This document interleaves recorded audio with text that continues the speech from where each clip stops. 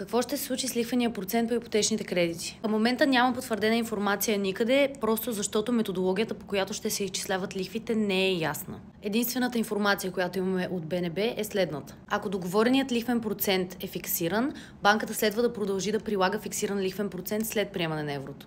Преминаването от фиксиран лихвен процент в лева към фиксиран лихвен процент в евро не може да има по-неблагоприятни условия нито за клиента, нито за банката.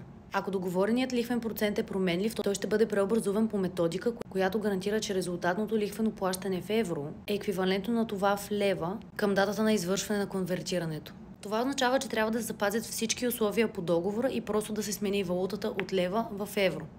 Тоест не би трябвало да има промени по лихвения процент, срочността на заема, начина на погасяване на заема и така нататък. Важно е да отбележа, че това важи за всички кредити, които са изтеглени преди края на годината.